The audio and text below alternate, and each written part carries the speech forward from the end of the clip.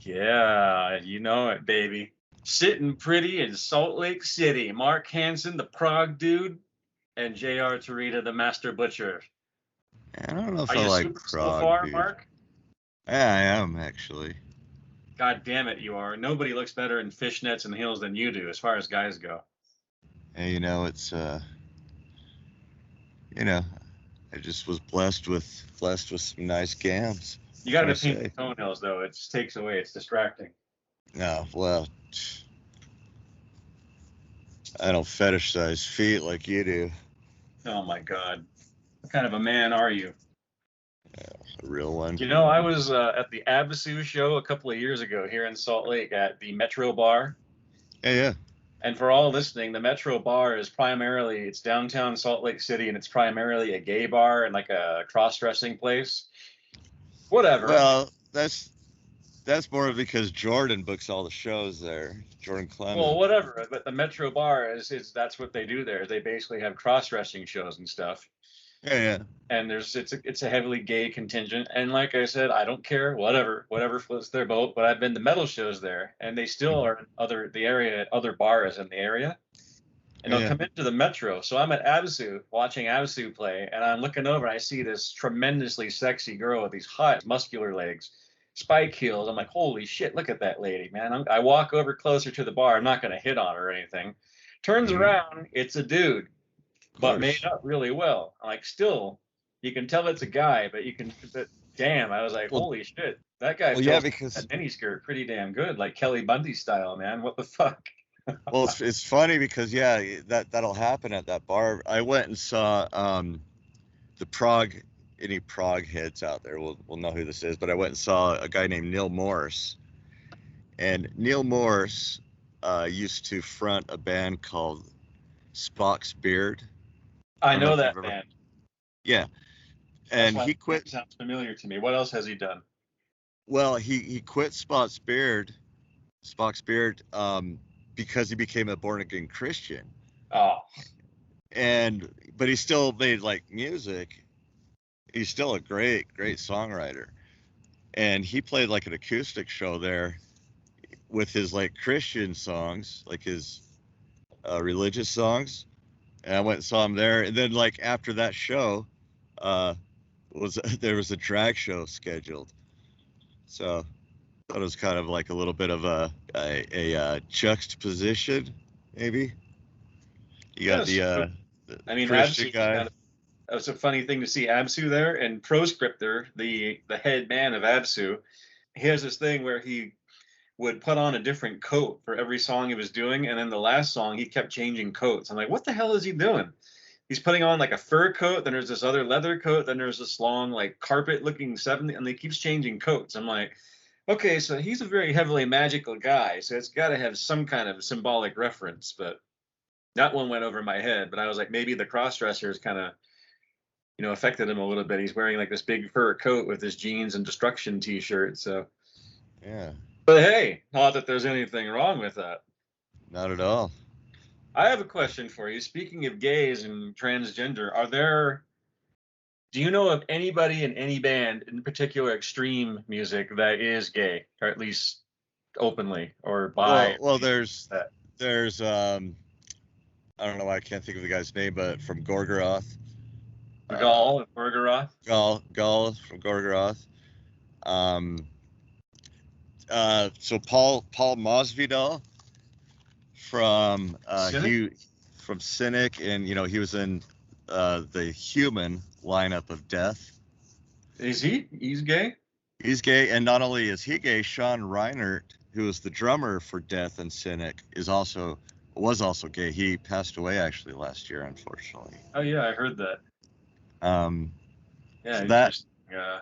So those are just kind of off the top of my head. I've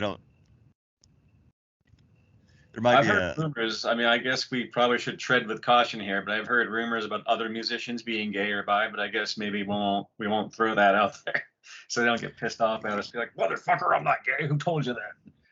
But yeah, I've heard a few extreme music people, a few more black metal people. Yeah, I mean, I just figure like the population of homosexuals in metal is probably pretty close to just what they are in the normal population. So if it's like 4 or 5% of the population, then you could probably go ahead and apply that to 4 or 5% of the metal community. And like I said, Jordan, the guy who runs JRC Promotions, who brings all the metal shows to Utah, he's a homosexual, because he's also the guy that does the drag shows. So,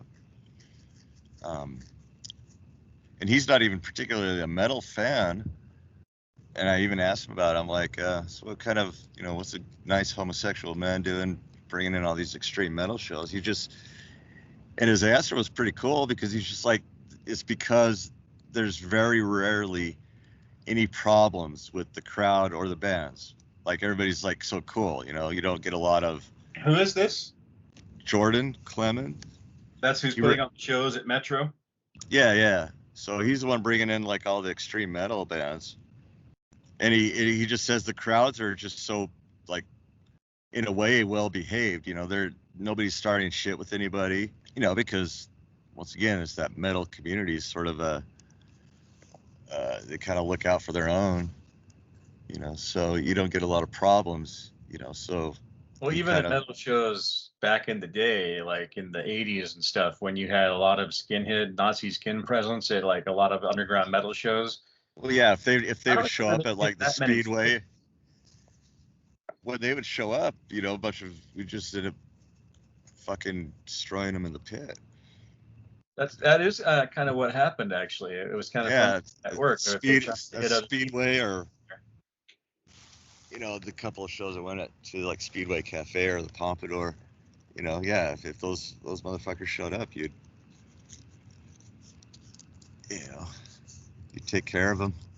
I have never actually witnessed anything like that, other than my story about like my very, very first underground show, where I walked in the door and a guy walks right up to me and my friend and says his name is Nick the Dick, and shows us a tattoo on his chest of a skull with a beret and a swastika, and he was wearing a beret, and starts going off about the N-word and all these immigrants that came into the country today. It was really weird back then to hear that, because I didn't hear that kind of thing. But now, today, you still don't really hear it. Well, yeah, you do. You did for a while there. From who? Really? From who? We won't get into that, but let's just say the political tapestry of America has been like changed recently. But nah, dude, there wasn't that many skinheads back then, and there's even less now. So. Well, that's what I'm saying, is I don't recall seeing, other than that, my very first walking in the front door of my first underground show. Other than that, I've never seen. And I've heard stories here and there of like fights. Mostly it was at punk shows, like skinheads there. And yeah, you get them in those crossover shows. What's that? You'd get them in those like hardcore shows and things like that. But even then, like they were so rare. Like, and maybe there's different areas, maybe other parts of the country they were a little more prominent. But well, there's a lot of that in Salt Lake and Idaho, and a lot of those guys would come from surrounding states like Montana and Wyoming to go to shows here. So I don't know. But funny thing, and they were their capital, or their hub for at least the Aryan whatever of America was in Idaho, like Boise or northern Idaho. But anyway, it wasn't until the 90s that you saw a lot of straight edger stuff, or hate edger, or whatever you want to really refer to them as, and like just the violence. Yeah. Yeah, they were a bigger problem than the. Yeah, it really was, and they were like, girls were getting punched in the face. And I was like, what the fuck? Who would do that? Come on now, that's just stupid. But in the 80s, I remember going to see actual straight edge concerts. Bands like Youth of Today and Dag Nasty, they weren't anything like super aggressive. They were a little bit fast. They were kind of fast, but so I went because I was into speed metal and thrash. And it was funny because Doug Wright, do you know him? He played bass in Insight and Iceburn and all those bands. Yeah. I used to work with him at Musician's Friend. He's a cool kid. Yeah, I used to go to high school with Dougie. He was in Death Cry, and he wasn't in Baphomet, but Death Cry turned into Baphomet. But that's when he shaved his head and started going hardcore, and they did Insight. And later on, they became Iceburn, the sludge band. He's in a rock band in New York or something now, or at least he was. Oh, he was, and it was weird because like he would I think he used to hang out a lot with, why can't I think of her name? What's like the most recent, like diva? Stormy? No, the blonde. She did a Super Bowl show. Super Bowl show. You're asking the wrong guy. I have no idea. Jeez. Gaga? Yeah, Lady Gaga. He used to hang out with her. Is Like that who you think of? Really? Yeah. He used to. She's Oh, a yeah. metalhead. Noisy. Well, anyway, yeah, like Doug got me to start going to hardcore shows, and there was a lot of good hardcore. Like it was just fast. It was a fun show to go to because you could mosh. Everybody, you fall down. Everybody would pick you up. If they trampled on you by accident, they'd all pick you up and ask if you're okay. Sure. And there were straight edge shows where it was just little kids running around in a circle and that's moshing. And it was funny because I went there to Youth of Today, and I had a Slayer shirt and long hair, and all the other kids were like just shaved heads and stuff, and they're all looking at me like, "What the fuck? What's he doing here?" And Doug's like, "Hey man, he's one of us." And he drew a big X on my hand because I didn't really get high back then. I didn't smoke. I didn't really drink too much.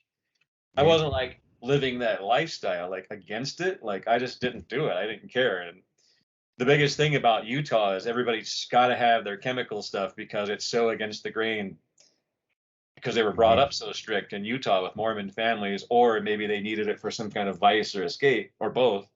I never needed it because I'm from an Italian family, and my mom and dad would always encourage me to drink wine or let me try beer and stuff at the dinner table. So I was like, yeah, whatever, alcohol, big deal. So I always ended up buying stuff for all my other friends because I also looked older and I never got ID'd. So I was always the guy buying people cigarettes, Playboys, beer. I never So you enabled these. I was an enabler, but mostly back then those guys kind of just handled their shit. It wasn't a big deal, but it was funny being at Youth of Today and like having a Slayer shirt, and they accepted you. They're like, "Oh, okay, cool," and because they probably thought I was there to fight, or I don't know, but there had never been any fights like that I know of. But it was just funny that I remember that it was like that's just not how it is, or was in the '90s. Later, it just became this like fighting and there's people like flailing their limbs in the pit, just trying to hurt people and doing karate. No karate in the pit, they say. And not all of them were like that either, though. Not all the straight edge kids were like that, because as we mentioned before in a previous show, I used to work at Discover Car, and there were tons of kids who were there that were straight edgers. They played in bands, and I got them into death metal like crazy. They thought I was this cool guy because at first they thought I was just some random dude, but then they saw me. I don't know what I was doing, reading the metal magazine. So we started talking about metal, and they gave me CDs like Acme and Ringworm and Coalesce, and we traded music. It was cool. I got them to read Lords of Chaos, so they were all like totally into Lords of Chaos, and I don't know. That's again what the scene is like. It's like that worldwide now. It's just too bad the rest of the people on the planet can't just get along like all metalheads and musicians do. Yeah, for the most part, I mean, you get your outliers and everything, but I'd say more or less, the metal scene's pretty open-minded and caring or whatever. We've touched on this in the past. It's like, I was thinking about this tonight at work because it got kind of cloudy out and cooled off. So I put on some black metal while I was at work, finishing up at work. Everybody had left the restaurant, so I was by myself. I'm listening to Bethlehem and stuff like that. Have you ever heard Bethlehem? Nope. I will have to send you their first album. It's amazing. Their subsequent releases are a little harder to digest because the vocals just go off the charts, or else they'll do other experimentation. But first one is like a masterpiece. But anyways, I was just thinking about black metal and how it gets a bad rep for being racist when it's not. But there are those kinds of bands out there. But then a lot of the bands that are out there that kind of talk about that are just doing it to say that to be evil, because pretty much at this day and age, everybody knows Satanism is not about like roasting Jews and attacking churches and all that kind of shit. Right. So I think that black metal gets a lot of bad rap, and that was kind of why some of the guys in Norway back in the '90s like suddenly turned to Nazi imagery and like saying things in the press that were like racist, just to be shocking and get attention. The only trouble with that is you can go out and kill someone with different skin color versus you can't really summon a demon and make it burn down a church or whatever the fuck. So, but we can black try. metal's got this stigma. Well, you could try. but you know, Yeah, you're probably not won't very work. good about that. You have a bad Skype connection, so. I Can you do. hear me? Yeah, I can hear you. Can you? Well, I was being funny. Oh, all right. The demon from hell is like, can you hear me, Mark? And you're like, no, you're cutting up, dude. Come on, man. It ain't working. So, Yeah. have you listened to any of the music I've sent you yet? Why not? No. Dude, I've just been distracted. Don't tell me you're going to be busy. You weren't busy. No, I'm not busy. Well, you know, I think you're really going to like Revenant. I And will check. And who? I sent you Revenant, Resurrection, and Rigor Mortis. Okay. First albums of all of those bands. As far as I Oh, know, Revenant and Resurrection only did those albums, but Rigor Mortis carried on. But I sent you their first one. It's probably their best one. But Revenant are very much technical death metal, but not super technical like say Cynic, but they're in that malevolent creation vein. And Resurrection are just really good, really tight, but they have different vocals. So it's kind of like a technical death metal creator or something. But okay. I I know can you're do gonna like. so So Revenant. Okay, I promise I'll listen to him oh, I've heard that before. someday. So I'm looking at the news. Like, what's this thing with Tommy Lee showing his dick on the internet? Like, what's going on here? Dude, I'm just barely like, I don't know what's going on with that because like I've only heard like, I've only like seen people talking about it, so I don't know what's going on with that. What do I have. you know about it? I mean, I've seen the Tommy and Pam tape. I mean, who hasn't? Well, I saw that too, and like everybody wanted to see Pamela Anderson naked. I thought she was too fake looking, but I watched it, and the biggest takeaway from it I have is, oh look, they're in Lake Powell in Utah. So, I'm like, that shit was filmed right up the street from us, basically. Was that in Lake Powell? I thought it was just like Yeah, on it's the. totally in Lake Powell. They even said Uh, so in there, but you could recognize it too. So oh, they were oh, fucking on a boat and filming in front of everybody and their dog in Lake Powell, Utah. Like, and yeah, I mean, she had these gigantic fake tits, and you saw her vagina, you saw everything, Tommy's big dick, all that stuff, and I mean, it was what it was. It raised the brow, but I was like, okay, but yeah. I mean, I'm not. That's not really my thing, but you know, it's like one of those things. Like, well, you better, you know, you gotta curiosity takes over. I was listening to something. I don't know. I've been listening to a lot of, kind of been on a tech metal kick this week.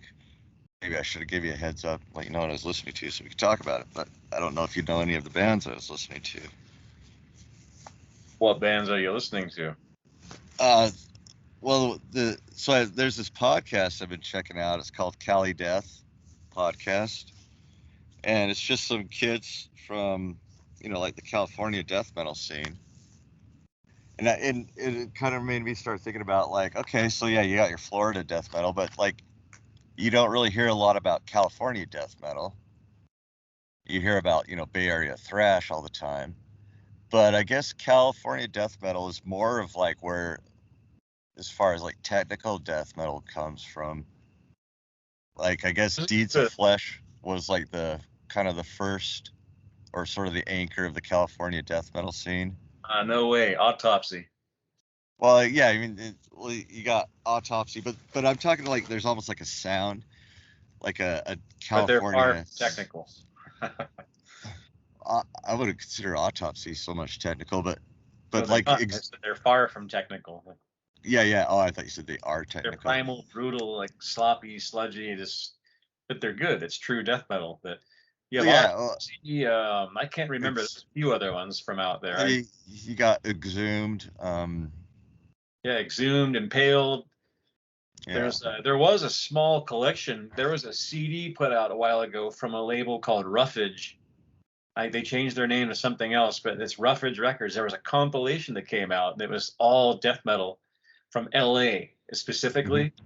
And it was really interesting because there were about 5 or 6 bands. They had like 3 or 4 songs each on this CD. And like there was like maybe one band that had 2 white guys. The rest was all black and Latino. I was like, whoa, that is fucking cool. I couldn't believe. Oh yeah. I'm like, man, and like just there was a band called Demolition who are basically from Mexico, but they were in there. They've been around for a while. There was Catalepsy, which was like mostly just black guys and like Latino. There's another one called Decompose. They were really good. Yeah, it was. They're all like brutal death metal, but there was some that might borderline on technical. But isn't that where? Oh, Cynic's from Florida. All those other guys are from Florida, huh? Yeah. Although, like kind of in the later half, like Paul Masvidal and Sean Reiner all moved to LA. So Cynic kind of continued in LA. But I think about how Death recorded their first album. It was Chris Reifert from Autopsy, the drummer, the founder of the band, went all the way out to Florida to record with Chuck. And he was like, man, it's fucking weird out here. It's like old people and rednecks and shit, and there's nothing to do. And he's like, why don't you come out to California, man? There's a bigger scene. And Chuck was like, nah, fuck that. And so they recorded Death's first album. And it's that's what I hear. Like when you talk to like Death, like the guys from the death metal scene in Florida, it's like that's where all these incredible death metal bands came from. But there wasn't like a live scene. It was like they'd all get in that storage unit and rehearse, and then they'd go out on tour. Well, yeah, there was probably nobody there. Yeah. In fact, if you watch Death Is Just the Beginning, the home video by Nuclear Blast, released around that time on the 90s death metal boom from Florida, they interviewed Resurrections on that, ironically, but also they interviewed Monstrosity when Corpse Grinder was still in the band, and all the other guys were like, yeah, Florida's cool for metal, but it's a Rodaway camp. It's all old people come down here, so we go out and play everywhere else, but that's where they go, because I guess Morrisound was there. I don't know why they were all congregating there. But then again, same with Sweden, like at Sunlight Studios, everybody went there, and then everybody in Norway went to Grieghallen. So could be. And I think with California Death, they would go to, I think it might have been the name of it, maybe it was Sound Image, or is that the one in Utah? Sound Image is Toby's here in Utah, or it was. Is he still doing that? No, I don't. Not that I'm aware of. You should know. You talked to him recently. Well, I didn't really bring that up. I mean, we talked about it, but I don't think he is, or I don't know if he is or not. I don't think so. But anyways, like California death metal, I guess, but there's like a sound to it, you know how there's like a sound to, certain regional style, and I think what they did is it's almost like they took the Suffocation and just kind of amped it up a little bit, like that Suffo sound, and it's kind of like I'm just still sort of like just finally kind of getting into, but the bands from California is like Decrepit Birth, what's the other band? Disgorged. You probably heard of them. Of course. There's Disgorged Mexico, and then there's Disgorged US. Yep. And then like Deeds of Flesh, I think is like the anchor of that. But I think there's a ton of those like hard, brutal slam gore bands from out there too. Like I can't remember, but I don't know Severed Saviors from there, but I know there's a bunch out there like that. Yeah, and that like that Cali Death podcast is members of like Decrepit Birth, Severed Savior, and what's interesting is it almost reminds me of like a jazz scene, because it's like all like Disgorged, Severed Savior, Decrepit Birth. Decrepit Birth featured Derek Roddy for a while. That was from Odious Mortem. It's like they all share the same band members. They're like everybody's in everybody's band. But there's another band, cool. Sadistic Intent, who are also, they've been around probably even longer than Autopsy, but they're like a brutal dark death metal band, like a Black Death kind of thing. But they've been around forever. They're from somewhere out there. I can't remember, but there's a thrash band called Sacrilege from out there that was pretty groundbreaking back in the 80s. Everybody was into them. I don't know if I've heard Sacrifice, but they're from Canada. But no, it's just... And there's another Sacrilege from, I think, Canada or maybe somewhere else. But yeah, that's the Sacrilege Berkeley. Mm-hmm. Yeah, there's a ton of death metal bands out there. There's older ones will be more of like the dark stuff that I'm into, but there was like a big resurgence. Yeah, and that's kind of what got me on my tech metal kick, But the bands I've been checking out, like just sort of revisiting, well, and a couple have put out new albums, so I've been checking out the new albums. But But Spawn of Possession, one of I know like that one too. yeah, probably one of the best. Like their album Incurso is like one of the best technical death metal albums I think ever written. Surreption just put out a new one, really great tech death. Who? Raka? Surreption. Erection? Sorreption. Sword erection? Sordid Sword erection. Sword erection. No, it's SOREPTION. Sorreption. EPTION. What does sorept mean? I don't know. Probably is brutal. Whatever it is, it's brutal. Somebody forehead with your dick? Probably sick. I'm going to you, Mark. You're gonna surrept me. And then what's the other one I was listening to? Psychroptic. They just put out a new one. They're from Australia, I think. Yeah, they're from Australia. I remember they actually sent me a CD like way back in the 90s and wanted me to put it out, but I was they're great. Yeah, those guys are amazing. They're and then there's a band called Abhorrent that they just put out one album, but it's also like just monumental, like just fucking incredible. And Serox, SEROCS, they're fantastic. And these are like tech metal bands that like get like really crazy, like musicianship, but they groove enough and have enough of an organic sound that it doesn't.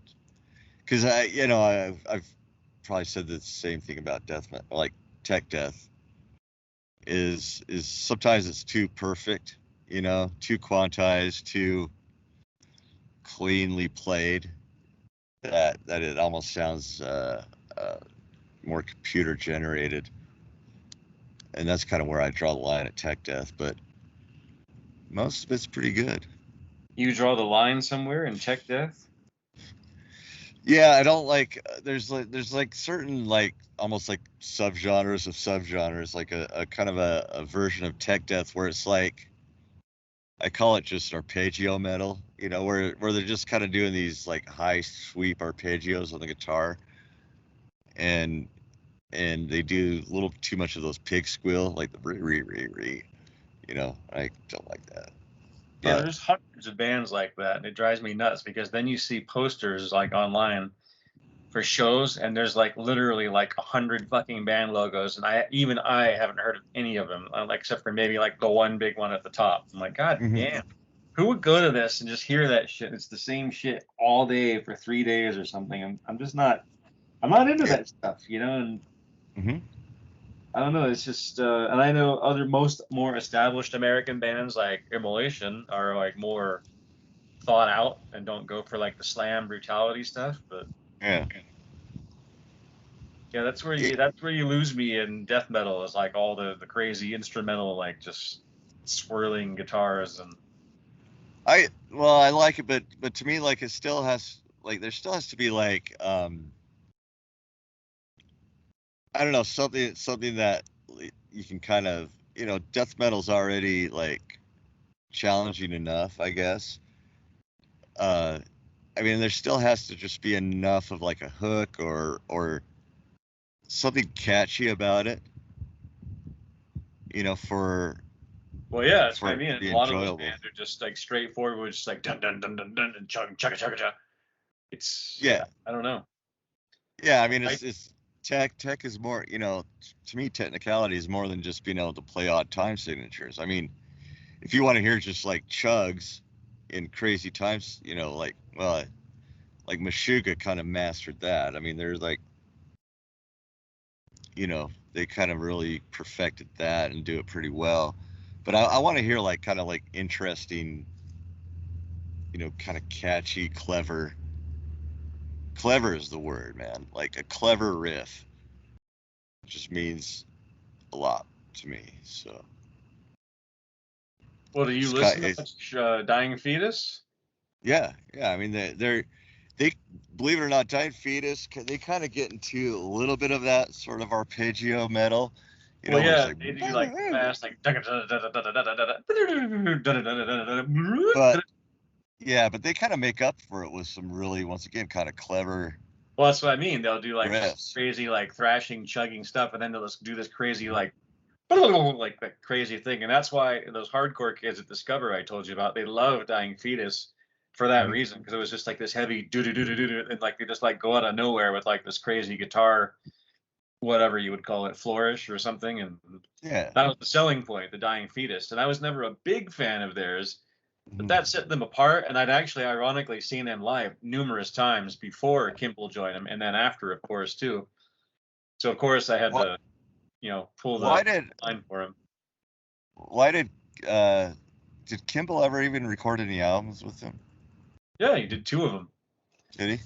He did Stop at Nothing and then War of Attrition, the one that followed that. And then, as far as I know, he wrote a lot of the lyrics, I think, or maybe did the layout as well, or because he did all the work for Disordered. Like I reconstructed the lyrics from scratch for Disordered because they were just kind of just didn't make sense. And then Mike did the layout for it, which anyone listening, yes, Disordered is going to be re-released. I'm gonna have a different layout. You can read the lyrics this time, and there will be both demos on the CD with the album and maybe some live shit. Mm. But yeah, he's a pretty versatile guy. He was like very into Mac and all of that, Photoshop, so he did the whole thing in there. And Mhm. but yeah, he played on Dying Fetus, Stop at Nothing, and he's in the one or two of the videos, I think, for both those albums, War of Attrition. And why did he leave? I don't know. He just got tired of it. Just wanted to. So He's he didn't very, get. very into racing. He loves race cars and like Indy 500, like racing cars. Uh-huh. So that became more of his passion after he moved out to Maryland to be in Dying Fetus. And so I think he just got tired of playing like super brutal music. And at heart, Mike, he loves Cannibal Corpse, Slayer, all of those bands that I really love, of course. Um, at heart, he's into those bands, but his real like his biggest I know he likes everything. He's an omnivore when it comes to metal, like Suicidal Tendencies, all that kind of stuff. Mhm. But at heart he's into like, Iron Maiden, Judas Priest, Kiss, like he's More like melodic, kind you. of He likes a lot of the traditional. same stuff you do, just less of the proggy stuff. But I think I could get him into prog. because when I met Mike, he wasn't so much into like extreme brutal metal. He liked Cannibal Corpse and, like I said, the above ground underground stuff that most people know. Mm-hmm. But I would pass him CDs all the time because I was trading with all these labels everywhere. And that's why it was kind of funny, because Dying Fetus at that time put out a CD on Orbit Records, which is a German grindcore label. So they had, I forget the name of the record. It was something, I can't remember, but I'm like, Dying Fetus is on Morbid Records. That's weird. So I got it trading with Morbid Records. I got the Dying Fetus CDs and I gave him one just to give it to him. And he thought it was cool as shit. Mm-hmm. And then nothing happened. A few years later, they advertised for needing a guitarist, so he tried out, and the rest is history. So. Yeah, well, I remember I've only met him once, and I remember talking to him because I just was. Super nice guy.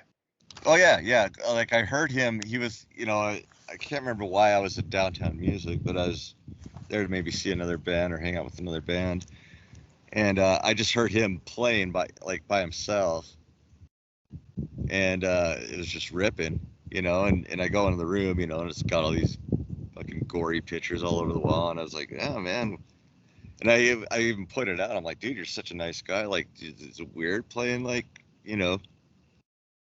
talking about like, singing about this shit? He's like, and his whole thing was just like, dude, I just like to play fast, like loud music. It's just fun.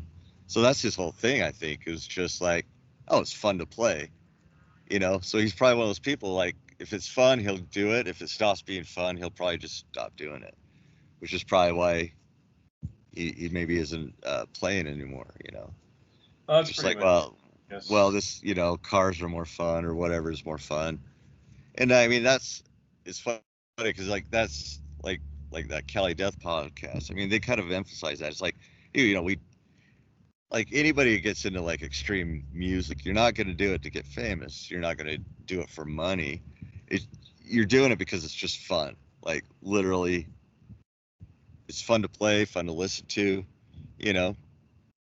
Well, And it's certainly not for the money. And Mike was the guy that like confirmed that for me because he was like, well, Cannibal Corpse, they make enough money that they don't have to do anything else. But yeah, all of us in Dying Fetus, like mhm. we have jobs and we have to find jobs that are going to let us be gone to go on tour. And then you come back. And this is, like I said, this is before the internet, like was really a mainstay thing, like where you did your bills online and all that. Mhm. So he was like, you got to find the job and like lets you go, and you come back and all your bills are late and past due, and you have bad credit, and just you Mhm. don't really make that much money, and everybody's Yeah. pissed off, or whatever, and people are sick. Yeah, yeah. Or your wife, a lot of these guys have families and stuff, and they love it as enough. They make a lot of sacrifices for it, but at the end of the day, it's just because it's fun to do. So I It's never was worth able it. to like fathom that. Like we were talking on one of the last shows we did about the origin of the song "Beth" by Kiss, and you said it was Peter Criss singing to his girlfriend, which is not the story. But Yeah, they yeah. twisted it like that to make it seem that way. And I'm like, well, actually, Ace Frehley was married most of the time he was in Kiss, and all these other guys in other bands are married too. I'm like, how do you do that? Like, how do you resist temptation, like the fuck groupies, or do you do it and your wife just looks the other way, or like, how do you stay away from her all that time, especially back then when you didn't have the internet or texting? Hmm. Like, how did you I, do it? my theory is most bands just cheated. Like, I mean, they just, Well, yeah, you had to and I, and accept I everything think, to do that. and I think a lot of the wives kind of understood that okay, that's gonna happen, as long as they're going back home to them. The only band I could think of that probably, that was all, they were all married and toured a lot and probably didn't indulge in any of that was Rush. Like, I Well, yeah, think they're they're, boring Canadian prog guys, though. yeah, exactly. And I think This is maybe, crazy. How do you resist? Because I'm in the well, restaurant and I see a girl with a tight miniskirt come in and like her boobs are just like stretching out of that thing. Like, look at us. I'm like, oh my mhm, God. And every I time I mean, see a hot girl like that, I think of Kiss. I'm like, man, Kiss gets girls like this every night. What would you do? How could you do it? How could you not do it? How could you be married and play in metal and tour and just resist groupies like that? And I'm thinking well, that's why Ace and Peter did so many drugs on their own in their hotel room is that they're not cheat on their wives. I'm like, fuck. How could you uh, not? I mean, I don't know. Like, I mean, Especially back and, then. Or it and was there easy might, to see. yeah, there might be a point though where it just becomes almost like boring, like, oh, another girl, like it's hard to imagine, obviously, but I think some bands do it, and I think in death metal and extreme metal, it's probably a little easier too because I mean there are and increasingly so, pretty girls showing up at these extreme metal shows. Um, Yeah, that's true too. but Utah never had. back in the day, it probably was more just dudes, just other metalhead dudes, and you get, you know, um, maybe it's different in Europe. I mean, I'm sure it's still there, but probably not as much as like, the hair metal and like scene, which would be, I don't know. I think it'd be impossible, to be honest with you, to not step out at least a couple of times if you're in one of those bands. Like if you're in a Warrant or a Rat, like Yeah, I mean, you how can't. I don't know. do it? I mean, damn. It would break your heart every night to. You got to I mean, think too. if you People don't didn't, get it. Like these days, people look at a girl and they see a girl like in a sweatshirt or a hoodie and like whatever. I'm like, no, no, no, no, no. This is the 70s and 80s. oh, Girls dude, wore it was fishnet incredible. nylons with garter belt things where you could see their thigh Oh, top of the stocking and their skirts way mhm. far further up. Tight skirt hugging their butt, high heels. Their boobs are popping out of their corset or whatever they're wearing. Like their hair is teased up, which I never got Teased into up. the makeup thing, but you got to Yeah, think so it was many all good. delicious, sexy, beautiful women out there. Like, how Dude, could you and, not do and that? they owned it, and they fucking owned it, which, And not only that, but in goth too, like goth chicks. And then now it's oh, I goth love chicks Goth and chicks. metalheads that cross over like that. It's goth chicks. Like my eyes were bulging out of my head the first time I went to a goth show. I didn't expect it. Oh, I dude, just thought, okay, they're I'm gonna go amazing. check out this music, and god damn, I was looking at the girl, I could not stop. I was like, holy shit, look at these fucking girls, Hell yeah, insanely beautiful too women, and they much. look dark too with the black lipstick and all that. I was like, Oh damn, yeah, it's goth. Like I've wow, said it. I've kind of said it a that's few your rocker times that girls for this day and age, are the goth women. There's no more yeah, metal well, chicks, they're goth chicks now. right. And think about goth. Like there's you know how there's certain looks that sort of transcend that out of after a certain point, like kind of transcend trends. And believe it or not, I think goth for girls, anyways, the goth look is just classic, man. It works just in about every scene and every genre, every era, so It it does, it doesn't, does. and it's not going away either. So, yeah, let's give it up for goth. What do you think about goth music? Do you like their music at all? I'm No, talking, no, no, no? not a fan of goth music. Well, I You know, didn't say most of okay, it's like punk or rock though. It's like our new wave. it's funny you bring this up because like I was There's thinking some about. it's pretty metallic. It's not bad, you know. And I'm not talking about female fronted gothic metal. I'm talking about like actual real gothic rock. Oh, I know what you're talking about, like Bauhaus and Christian Death. Bauhaus is fucking great. Like I could Yeah. never imagine that I didn't get into Bauhaus in the 80s because I hear it now and I'm like, man, that sounds like Godflesh or something or Head of Well, David. That's fucking good. well, Really. listen, like I don't despise goth music. I don't think it's awful. Like it's not Well, you got unlistenable to to me. think about what's goth, because some people think of goth, they think of like there's I forget the name of the band, Switchblade Symphony or something. It's like two girls singing about whatever and love and getting crushed and oh like that. Well, or That they think that's about one like form typo of it I'm talking negative. about. Like even Susie and the Banshees or like Christian Death or like 45 Grave is like punk, like death rock, and then you have like Bauhaus and that's the older stuff, and then there's some newer stuff too, like a new age of bands like that. I can't name any off the top of my head, but I know them. Like Ego Likeness is one that comes to mind. Just really good. It's like really, it's kind of it's like the glam records we're talking about. Remember how we talk about Kiss Asylum and they're heavy when you go back and listen to it? It's tuned down, but it's goth or glammy. Yeah, yeah. Same thing, but goth. It's tuned down. It's kind of heavy. It's dark, but they're dressing it up with a bow on it. But it's a dark bow. Yeah, It's not it's like same shit. elegant. Yeah, I mean That's your glam rock these days is goth. well, I don't know. It's just I mean, like I said, it's not unlistenable. But I was thinking it's funny that like I was thinking about goth today, like just the look, because I was thinking about like there's a girl I kind of hung out with a little bit a couple of years ago who's total goth. Like she was completely goth. When you look at me, like I don't look goth at all. Like I don't really. And most of the chicks I hang out with, are not goth at all. But this one was, she was cool. But I went to Cannibal Corpse with her and her friend. And I don't know, have you ever read Neil Gaiman, the Sandman graphic novels? I know it well, but I've never actually read it. But I know I think where you're going with this. But yeah, they're all in the Neil Gaiman big time, Well, especially Sandman. Before well, this there's stuff even. yeah, yeah, before the show because there was a character death. Basically, he had a character. Yeah, that was the guy with the gothy hair, right? He looked kind of like Edward It was Scissorhands, but with hands. it was a chick. Oh, it was a girl. Yeah, and Oh, whatever. Yeah. he was inspired by this girl I was hanging out with, her best friend. Her name was Cinnamon Hadley. Oh, you know what? I know who you're talking about. And that girl died not too long or a while ago. Yeah, yeah. She I know passed away. exactly who you're talking about. Yeah, she was inspired or She inspired something Neil to do with Gaiman. Neil Gaiman, like inspired he based his character on her. I remember exactly who you're talking about. Yeah.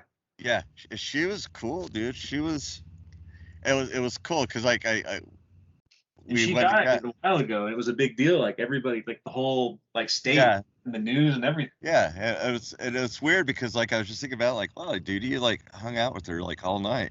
You bought it like I treated them both to like Cannibal Corpse, and it was cool because like, so she's already like just very slender and tall, and has this real like pale, almost translucent, like very ethereal looking, almost Yeah. like an apparition, and she was wearing like these big old platform like boots. So she was like well over like 7 feet tall at that show, dude.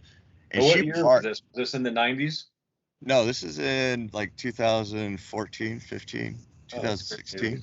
It was pretty recent, yeah.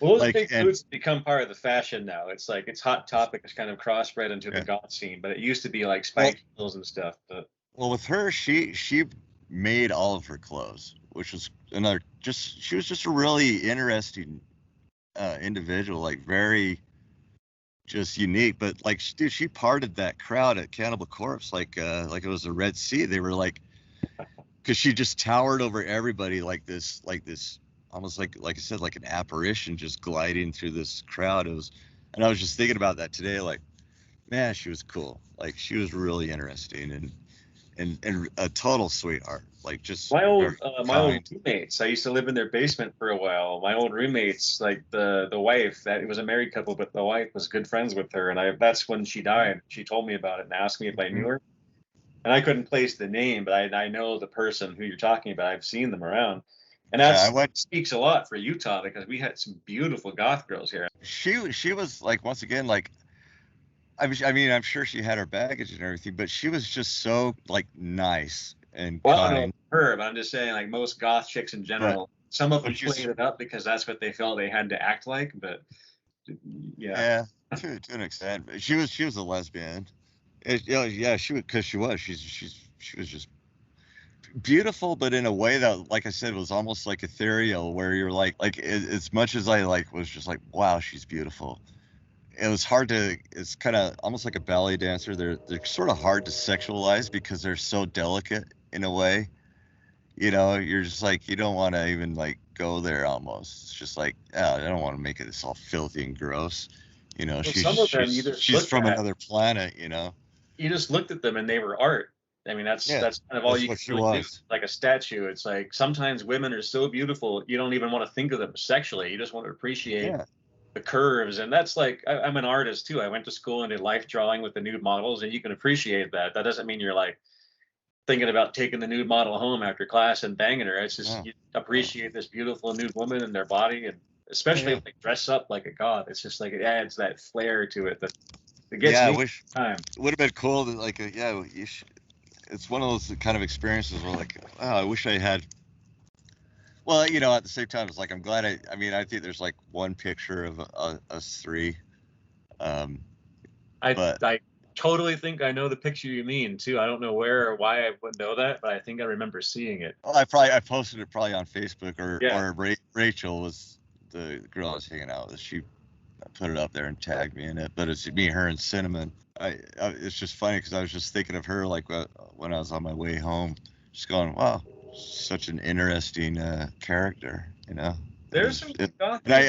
I went to like they threw like a little benefit for her, and I went to that, and they had to like carry her in. She was just so weak, but she remembered me and just like gave me like a very weak hug, and I think she died like 2 days later. It was Yeah. really sad, but Yeah, I never like going to clubs and stuff. It's just not my thing. I hate being around all the smoke and all the people drinking and acting dumb and like the obvious fakery of trying to get laid and all that. But I mean, I would go to Area 51 in a sanctuary just to just look at the people and the women in general. I was like, my God, I just could not. Just wow, like just so many beautiful women, the way they dressed and everything. And you didn't go there and try and hit on them. You just looked. It just soaked it all up. It was like being in an art gallery. well, I'll admit, like, goth girls are kind of they're intimidating me because I'm so like not goth, you know. But I'm very attracted to them, you know. It makes it Well, at the different. end of the day, they're just wearing all that stuff, but they're still a girl, still a woman. Yeah, well, I Right? know that. Yeah, like I And you're said, a like, funny guy, so that's probably you're like the metalhead guitarist that probably gets the groupies that think you're funny. So, I don't I know. don't know. I don't know. Like, But yeah, we have an amazing array of gothic women here, and it's just the way they dress and stuff. It's just crazy. It's like mhm. I don't know. It's always like been hand in hand with metal, just like punk has, and goth like kind of stemmed out of the punk scene early on, Yeah, like bands like it's Christian Death and 45 Grave and all that stuff. But there's newer stuff that I really think you might like musically. I'll have to send you this would you compilation I have. It's not bad. would you consider like Misfits goth? No, not at all. They're just punk, right? they're not even punk to me. They're just like horror punk or just whatever. I don't even. They're like a gimmick band really now, to be honest. But I the saw old them. stuff with what's his name singing Danzig. I mean, that was a little bit more like punk rock, but like their newer stuff, it's like more metally. But it's just I it's an saw. institution at this point. Like everybody has to have the shirt with the big skull face, and Yeah, I saw them open up for Metallica. It was actually, or not Metallica, Megadeth. It was really that's entertaining. who made them famous is Metallica wearing those big skull face shirts. Before that, you never saw those shirts. But then with Kirk Hammett and James wearing them all the time, then it became a thing. So everybody's like, Misfits, Misfits, what's that? You know, and Riot at Raunch was always playing them on the radio anyway and then selling it at a store. And then they got hugely popular because of Metallica. And the one that Mm. gets me is Septic Death. To this day, nobody still knows who Pusshead is even. I'm like, Pusshead does all the art. He's done art for Metallica, Aerosmith, Prong, and like he gets like no one knows who he is. And he had a band called Septic Death that were really good, like hardcore punk, but really innovative and just different and had like different guitar sounds and just this outre stuff. Hmm. And he's unrecognized. I'm like, well, Pusshead's done way more for the scene than the Misfits, I think. You know, Septic Death, they were great. They had a kick-ass one album and a bunch of singles and EPs and stuff, but they're really good band, like way underrated. And his art speaks for itself if you know his art really well at all. I don't. But I mean, Well, so if he you've did like seen okay, the Damage Incorporated shirt by Metallica, you know that one, the right with skull, the the skull. skull, Yeah, yeah, that's yeah. Pusshead, and then the Saint Anger cover, that's Pusshead. Prong's Oh, Big Dipper album cover, that's Pusshead, and he did something for Aerosmith in the '90s. I can't remember what, but I huh. mean, he didn't do a lot of famous like big time rock bands like he started to, but like mostly all of his stuff was for his own band, Septic Death. They're just skateboards and stuff like that. And he Okay. did a few posters for Runch because he's originally from Idaho. Pusshead is Brian Schroeder is his real name. He's from Idaho, but he moved to California, and that's where he started Septic Death. But he's like good buddies with Brad from Runch. Oh, But yeah, really great band there, like punk band going off the goth chart for a minute. But to me, and that's another fall time music for me is goth. Like goth can be so good if it's so dark, and like metal, yeah. there's stuff like metal where it's forced and it's kind of contrived. Like there's a band called Switchblade Symphony that I don't really like. It's two girls singing all this dreamy, sad stuff. I'm like, okay, you know, enough is enough already. But there's other stuff where it's more from the heart. And it's pretty good, like ego likeness and like Bauhaus. And just, it's all over the map, like Well, Susie stuff. yeah. I mean, it's goth is something like. I mean, I'm not like I said, it's not something I listen to or anything, but it's something I totally get. Like I understand like the image and the lyrical content. Like there's something beautiful about mourning, you know, not mourning as in the time of day, but just like Yeah, sadness and despair. You know what I mean? There's that sort of beauty. You know, the woman, you know, collapsed over and that's where you know headstone of her dead lover as leaves fall. You know, there's something very beautiful and kind of you once told me that like you think David Bowie was goth or not goth, but uh glam. yeah, kind of in the wasn't it like Well, the Ziggy Stardust. yeah, with the androgynous thing almost, and like the New York Dolls. Well, that's what goth is because there's a magazine called Propaganda Magazine that's been around since the '80s, and most of what they do is just pictures and pictorials of like models of like the girls, and they're the beautiful girls, but there's also guys, but they're like very, very effeminate to the point where you can't almost tell sometimes because they're so pretty and so chiseled and so made up. And it reminds me of the glam scene of like the Ziggy Stardust stuff, and like I wonder if it's rooted there because you mentioned that once. And I think maybe you should just Maybe just delve a little into bit it a of little, look at propaganda, look it up on the internet, and you'll see like the magazine, and like they'll have and then goth was pretty expansive too, like metal. It's a generic term that covers a lot of different stuff. Like you could have sure. like the girls singing, the two girls, Switchblade Symphony. You could have Susie and the Banshees, or you have 45 Brave. It's more like punky. But then there's also stuff like Diamanda Galas. Do you know who she is? No. Diamanda Galas. She's an American Greek singer. You could Hmm. pretty much lump her into goth or avant-garde or whatever, but she looks goth. She paints her face white, her hair's black, and she wears like weird, like a slash of red across her face sometimes. But she sings this crazy, like operatic, blasphemous music about like people being punished and sinners. It's like totally blaspheming like against like religion. And there's an album called The Divine Punishment, and she just reaches highs that no one can do, and like makes noises and stuff with her voice. And like there are 2 tracks she has out on one album called Wild Women with Steak Knives is the name of the song. But it's the whole song is 25 minutes of her doing all these different vocal things, and they're slowed down or sped up. And it's the most evil, darkest fucking thing you have ever heard in your life. And it's like the craziest shit. It's just her doing vocals. That's it. No keyboards, nothing. And it sounds like keyboards because she slows it down some of it and plays it back at a slow tape speed. And it's just, you got to hear it. But she's lumped in with Goth because I mentioned Propaganda Magazine. She was on the cover of one I used to have. Well, let's not leave out, I think, the ultimate goth chick, like Elvira, Mistress of the Dark. I don't know if you're trying to be funny, but that I'm not trying to be funny, dude. I'm saying that she is just like, she is, to me, like, would be everything I'd ever want in a woman, honestly. You know, a funny story about Elvira is she's been on since the 80s. I used to watch her when I was in Mexico. Like, she used to come on late at night. It was the mid 80s, like 84.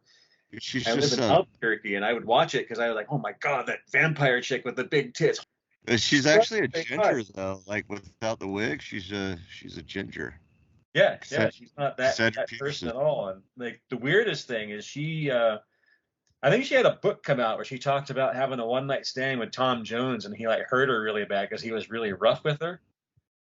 Oh, gee. And I think she had something where like she was burned all over her body as a child, like boiling water fell on her or something when she was like 3 or 4, and she's had scars most of her life, so she was self-conscious about it. And I guess Tom mentioned it. Oh yeah, you're the girl with the scars, and she had kind of, you know, got to her a little bit. But I think she's actually a lesbian now. Yeah. There's some nudes, like she's done some full nude. If you she's pretty old now. She still looks hot. Oh yeah, she's still beautiful. Yeah. No, but like to me, like that's like the ultimate goth chick, though. To me, if you ask me.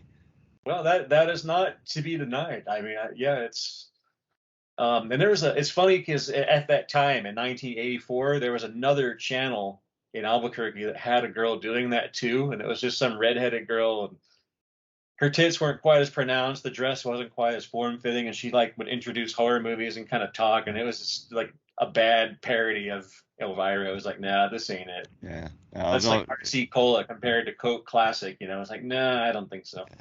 she's just like what, you know, maybe I mean, I'm a boomer, you know, old-fashioned, but that hourglass, like just that, like, she's just perfect. She's perfection. But that's like goth to me. Like that's to me like. Well, that might be in part where it comes from, you know. It's. And it's just a classic look. It never goes out of style. You know what I mean?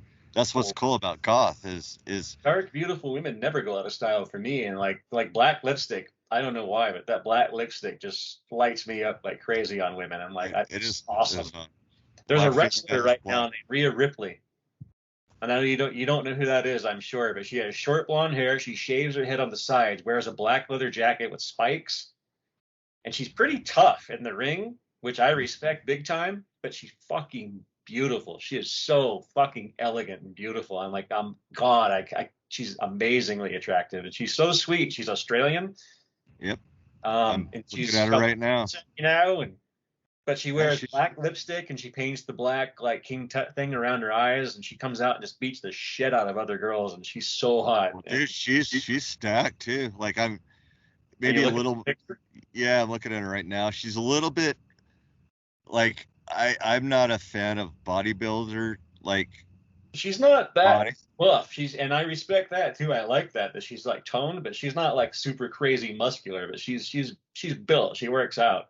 Oh yeah, you could tell. Like, and it depends on the picture. Like, but some of her arms are just like guns, dude. There's a new thing they're doing right now where she's a part of this dark stable of wrestlers where they're like they hang out in the dark room and they're evil. So that's kind of why she's maybe looking a little bit more like that. But normally she looks like that anyway, like punk rock, like black lipstick, spikes, leather jacket, sleeves. She's fucking amazing, and she's really talented in the ring. She's great. Wrestling you're is so dumb, dude. Wrestling is so dumb. Wrestling's awesome. Fuck you. I mean, wrestling.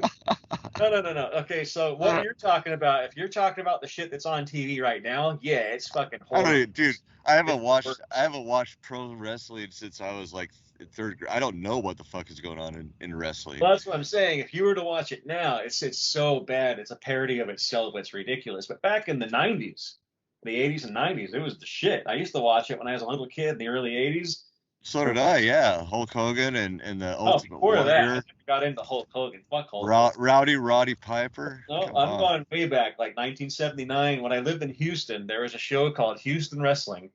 Dude, I'm not You as had old as you. Junkyard Dog, Ted DiBiase. There was no music. There was no bright lights. There was no entrance music. There was no costumes or superheroes. It was just two guys in tights fighting. And I thought it was awesome.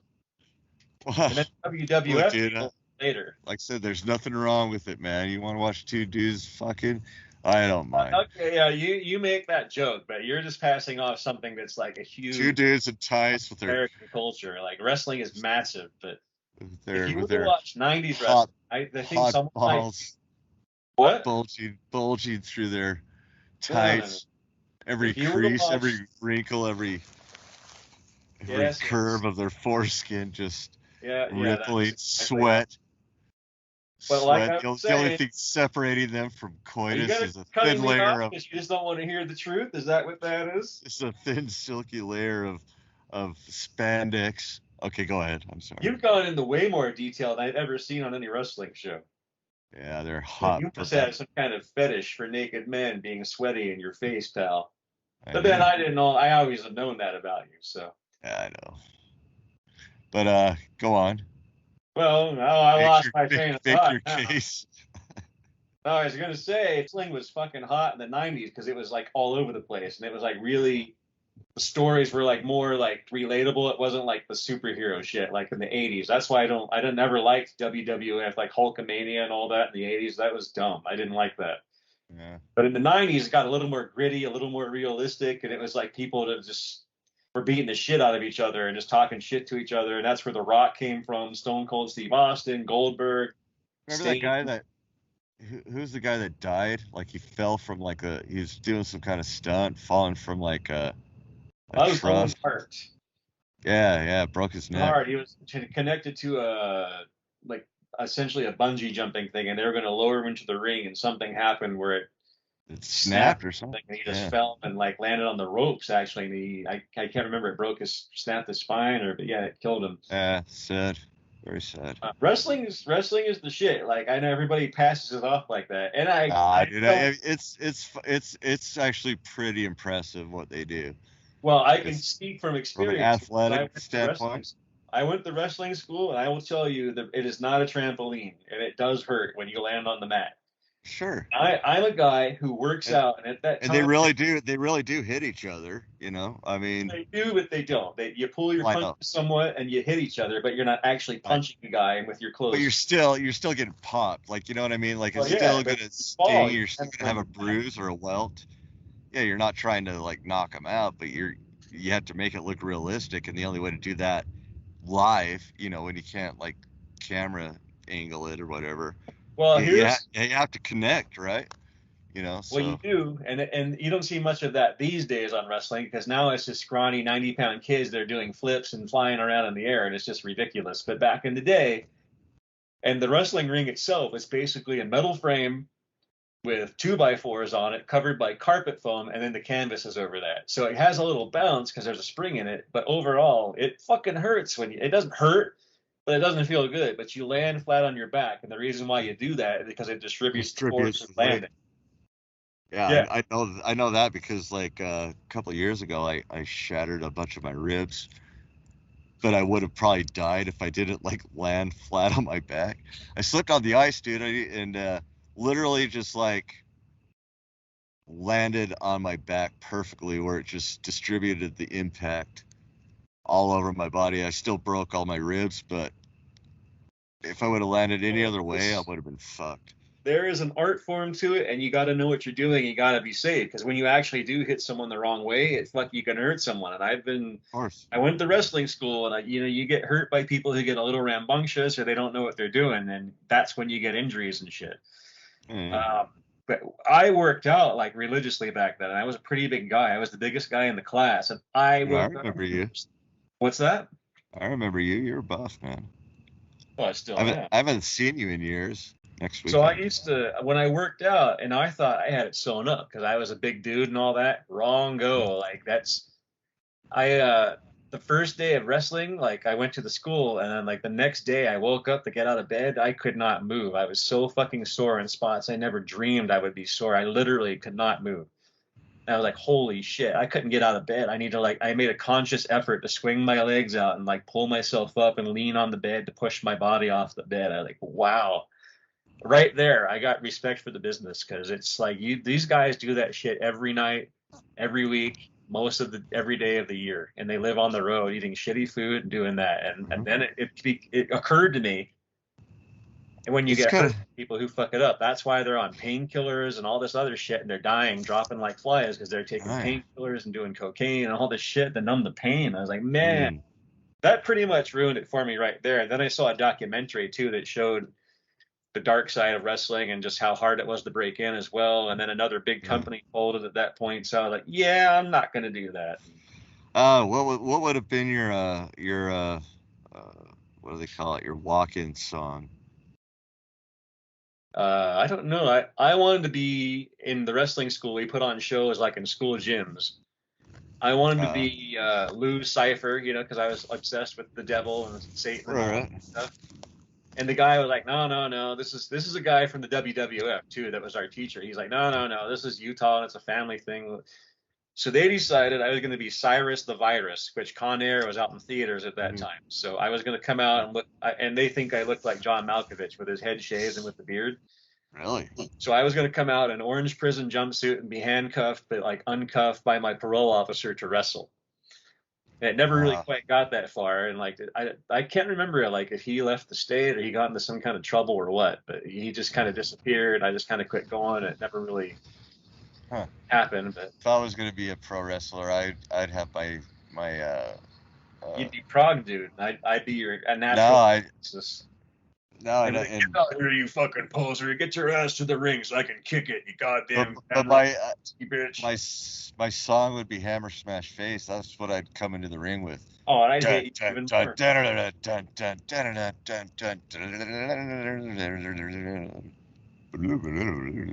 Yeah, man. I wouldn't use death metal to come to the ring. What? I wouldn't even use death metal. I use some of my own music, like my hard industrial stuff. It's way better. I'd obviously win then. There are actually there's one metal band called Stuck Mojo. Do you know them? Yeah, like they're actually not bad for that style of music, for like the rap rock kind of thing. Fucking really good, actually. I think their guitar player. Those guys are from Georgia, and they're huge in the wrestling. I think they're actually like wrestlers. Their guitar player plays in Fozzy, if I'm not mistaken. So there's the Chris Jericho connection there. But I mean, yeah, he's been a wrestler forever. There's other bands too, like Nasty Savage, Nasty Ronnie Galletti, their singer. He was a wrestler, and he was in the Florida area, but he had something to do with Chris Benoit and like Kevin Sullivan and his Dungeon of Doom wrestling stable. It was all like dark evil guys for that time, back in like the late '80s, early '90s. Was there any other metal, like kind of wrestling crossover?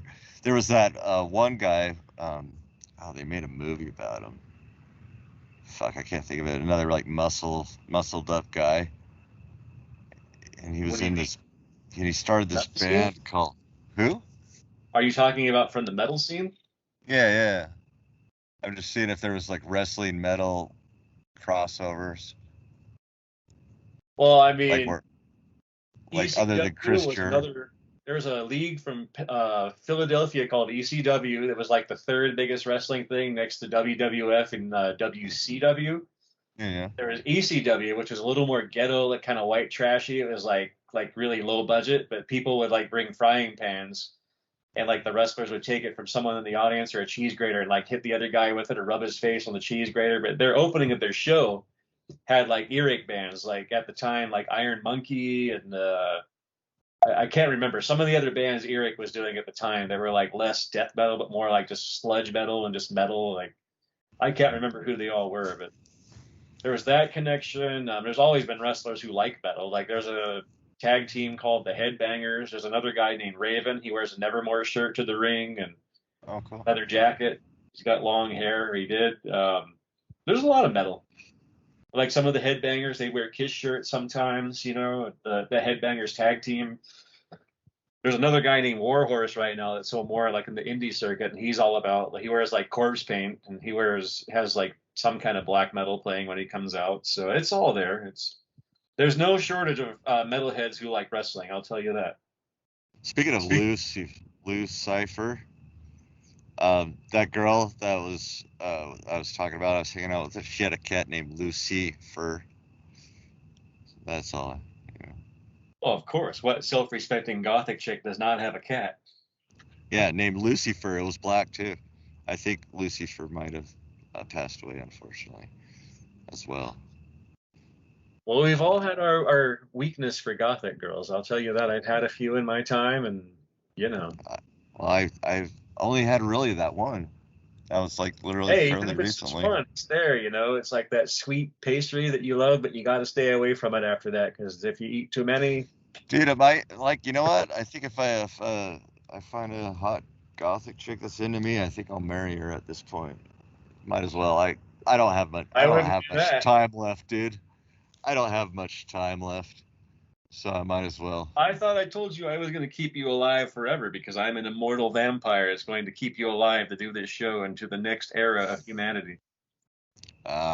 We can teach people about good music, even though you don't know much about good music. But I want this. I want the sweet reliefs of death. Don't make me like that. You know, one of those ones like, I don't want to be a vampire. Now I got to live forever. No, you have to be a vampire because just think, you could put yourself on ice, wait for technology to catch up. You could wake up, be cured, and then start a whole new thing. Like have all these new bands all over again. You could like do Cynic, like everything they've done, because everybody who knows Cynic will be like long dead. Oh, so I could just ride on their coattails. Now Cynic will live. But who's gonna know? Well, I'm not even talking about that. I'm just saying you could do something like it or whatever. But the point is you could leapfrog through time and like just put yourself on ice, or like science fiction isn't too far removed from reality, you know, or the impending reality that I if I was a vampire, right, could never die, I would want to be just launched on a spaceship and just hop around the galaxy. You know, it wouldn't matter if we don't have light speed, you know, because I'm not gonna die, so I could just like go into like that cryogenic, like deep sleep, you know, for fucking 200,000 years while I get to the next star. Yeah, that'd be cool. Well, that's if Earth technology remains the same, or remains even the mainstay for the human race, which it probably won't be after a while. But that's a ball of wax. What do you think the next, like, what's going to be our breakthrough? Why are we not traveling? We should have a fucking... Well, 2 words, corporate America. That's why. Once those motherfuckers are dealt with, then people can progress and move beyond the bullshit that we're stuck in right now, like fucking rubber tires on a car and cancer everybody and all that kind of shit. So I'll tell you why. It's the opposite. It's too much regulation. I think we need to just use up all the fuel, use up all the gas. The faster we can use it all up, the more incentive. Well, there's the electric cars, but you know that everything that happens these days, it's like you got other people like saying, "Oh, it's like a plot by the Democrats to make you buy electric cars to take money away from the Republicans who own the gas company." Like, yeah, that's it. Okay. Oh my man. Let me guess. That I don't even want to talk politics. Fuck politics, because you're just so simplistic. It's like I have to go all the way back and like, okay, this is economy, you know. No. Here's mad economy and state. Guys who you visit your boneheaded bullshit websites and watch your tainted news, fuck that. I don't buy it. I never will. Like, no one's gonna explain shit to me. I got into an argument with my friend who turned religious about religion. He tried to convince me God was real, and I tried fervently to convince him that God was not real. Then I realized, why am I doing this? He's never going to listen to me, and I'm certainly never going to listen to him. So why are we going to do this? You know? And Oh no, I think it's fine to worship God. I think that's great. I'm not going to impede upon you in that. But when other people give me shit, like, why don't you think this? When I lived in Texas, people there in southern part of Texas, like total strangers, will come up to you and start talking, and you're like, oh, hey, hi, how are you? Oh, da da da, the weather, da da da da da. Oh, do you know Jesus? I'm like, oh fuck, like, no, I don't know Jesus, gotta go. But then they won't leave you alone. They'll follow you and still keep talking about it. Then they'll say Judgment Day is coming. Well, if you haven't prepared, you know, Judgment Day, God is going to judge. I'm like, fuck God, fuck him, fuck Jesus Christ, fuck God. Okay. Fuck you. So you moved to Utah to get away from that? No. I moved there and I ended up coming back. I had nothing to do with that. But people here don't do that though. I mean, you do have Mormon missionaries, but you can shut your door. But like, you don't have total strangers on the street stopping you and getting into arguments with you. Like Texas, they do that shit. And in the South, and then if you say I'm a Satanist, they'll be like, oh, well, you know, you really shouldn't because, you know, you want to be saved. So I'm going to pray for you. But if you say I'm atheist, which I did in Texas, I thought that would make them go away. Wrong. That was like lighting the fucking powder keg. They just went into it, like launched. They could not believe. How can you not believe that there's no God? How can you believe there's no heaven? You just think that when you die, and they go on. I'm like, okay, I got to go. Fuck you. Bye. Asshole. Go back off to your Bible by yourself. See ya. I think they bring up a good point. Yeah, religion is fucked. That end of story. The thing is that we don't know. Like, and it's so incredible that we're even here. Yeah, I know. There's no fucking God. If he is there, he can fuck right off for letting things get the way they are. So fuck him. Yeah, you know, I'm not going to. I don't want a God that interferes. My God is like, I imagine he'd be like, okay. Crom. Well, this is almost as bad as politics. I'm not going to get into this with you either because goddamn. You don't know about Crom? Oh, you believe in Crom? Well, my God is the four winds. Crom lives underneath him. Yeah. There you go. There's the line from the movie. You didn't know I knew, huh? He gives us a warrior's strength and free will and like I said before, if we're going to quote Conan the Barbarian, you're the guy who got the answer wrong to what is best in life. You're the guy who's like, oh, a falcon at your breast, the wind in my hair, a Dream Theater CD playing in my ear. Wrong! What is best in life? Crush your enemies, hear the lamentation of the women, take their Morbid Angel CDs. Boom. Can't find where'd my lighter go? Damn it. And then all that ends with, where'd my lighter go? Where's my lighter? Where's My Lighter? The new book by Mark Hansen. Who moved my lighter? Self-help book. So, who moved my cheese? So I have to say, like, I'm looking at this Tommy Lee article. Yeah. What was the point of it? It doesn't even say why he did it. He just apparently, and get this, there are people raving and getting pissed off because he was allowed to post his picture, but women are saying we're not allowed to post our pictures in a G-string. But I thought we came to the point where women are pissed off of being treated like objects and showing sexist quote unquote pictures. And now they're all bitching about Tommy Lee showing his dork. Like, and there's no reason given like why he did it. It could be worse. Like it could be Tommy Lee Jones. Well, that would be terrible. Yeah. See? So, I mean, Tommy Lee himself is actually getting up there in age. He doesn't look too terrible, but I mean, he is older than he used to be. But this is insane. But yeah, like what the fuck here? What is this? I don't know. Like what I really would like is to like not have anything to do with anything anymore. I want out. Now here's the one underneath it. Gene Simmons turns down Dancing with the Stars. She does. Why the fuck would they even want him on there? But I mean, why would he turn that down? He's such a Hollywood whore. I figured he'd totally go for it. Yeah, I don't know. He loves telling people how to run their lives. Like that's what he did with Black and Blue. He told Tommy Thayer, "Your band's never gonna make it, so come work for me." And Tommy Thayer did it. I'd be like, "Fuck you, my band's never gonna make it." Yeah, Bring us on tour. We'll see. did it turn out too bad for Thayer though, right?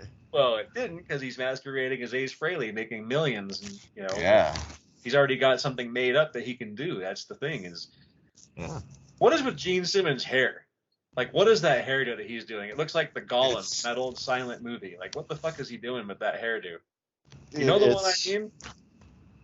Oh yeah, it's like a a rug. waterfall on either side of his head, and it's just stopped straight, like after his chin. Like, what the hell is that? It's like a Star Trek haircut from some. It's a rug. We all know it. Is it a tube? It's a tube. Yeah. I think I both don't him think and it is, because there was a thing on the internet a while ago that he was really a bald guy, but there was a movie he did where he either shaved his head or had a skinhead wig on, and it wasn't really a real picture of him. He did. Was it Dead or Alive? That was back in the 80s. But I mean, he's got to be. No. This is a recent movie, not Runaway. He shaved his hair a little bit for that, and he did wear a wig then during the Animalized tour, and it looked equally as bad as his hair that he's doing now. So maybe it is a wig. I don't know. Maybe it's the same one. Yeah. So actually, I got to tell you this. I started reading K.K. Downing's book, Heavy Duty. Yeah. How is it? Have you read that? I haven't read it. It's I'm only just getting to the good stuff where he's met Rob Halford and they start like writing songs, but it's pretty dreary before that. He had a horrible childhood, really shitty. God, I'm glad he's a famous rock star. He's got another book out too, but I think it's more like kind of a compilation. Like I think he's interviewing other guitar players, or I don't know. I'll have to look into it. But yeah, I'd like to read his book. I've always been a fan. I'd like Glenn Tipton to write a book. I would like to ghostwrite some of these books for these guys, man. I think that'd be a cool gig. You're going to do it. I thought of somebody the other day that would be great, and I can't remember who it is right now, but it would be a good book. There's so many. There's so many people that are just kind of like David Vincent would have a good book, like Juicy Satanic Escapades with Groupies and shit, like when he was in the tours and. Well, he was married to Jen. Oh, yeah. I think she probably, I bet she probably let him kind of do what he wants. I don't know. They seem like they're it's pretty. Probably the other way around. He probably let her do whatever she wants, Is he still married to her? Is that idea? Well, because I follow him on like Instagram, and I know he's like got a ranch in Texas and married and everything. Have you heard his country stuff? No, I've heard it, and for what it is, like, okay, it's outlaw country. I don't like country. I don't like old country, new country. I don't like fucking Johnny Cash or anything like that. But listen, if that's what Dave Vincent wants to do, like, I've heard it, and it sounds as good as any outlaw country I've ever heard. I mean, it's whatever, it's very Johnny Cash-ish, it's cool. It wasn't terrible from what I heard of it, but it wasn't anything to like write home about, but it wasn't bad. No, like I said, for what it is, I mean, I think it in a weird way it suits him. It suits his vibe. What's that other band he's doing? The not I Am Morbid, but the other one, like Trivium or Omnium or something, or it's Ultimus. They're really good. It's such a generic name, I can never remember it. But yeah, well. That sounds good. Do you have that album? Yeah. I heard the song. It was pretty fucking good. You should send me that in Dropbox so I can hear it. Well, I don't have the album, but I told you, man, I'm You're a digital pirate. No, I don't steal it. I mean, no, you buy stuff online though, right? Don't you have that, or did you just hear the song? No, okay, so I subscribe to the streaming services, so you can listen to it on Spotify. I can listen to it anytime I want on. Well, I got. So you're not supporting musicians as a musician yourself, you fucking bastard. No, I am not. I am not supporting. I'll buy a Jimi t-shirt. Hendrix is going to come back from the dead and kill you, you motherfucker. Who is? Jimi Hendrix. Oh, he won't do that. K.K. Downing stole one of Jimi Hendrix's foot pedals. I just read in his book last night. What a horrible, awful man. Well, he said he's not proud of it, but goddamn, it was Hendrix, and he had to have it. So, now I got a question for you. Speaking of guitarists, yeah. Iron Maiden has had Janet Gers as their third guitarist for like years now. Yannick. And I'm looking on Blabbermouth, and there's apparently Wolf Hoffman of Accept is saying we have 3 guitarists now, and it's great. I love it. It makes a huge difference. Why is that? It's too much, isn't it? Or is it? It's hard to pull off. Like, there's several. It can work. I mean, it can work. I don't really hear the difference sure. when I saw Maiden live with Yannick. It was the first time I've ever seen him with him. I'm like, I don't really hear anything more powerful. Or like, what's the point? It's just another guy on stage.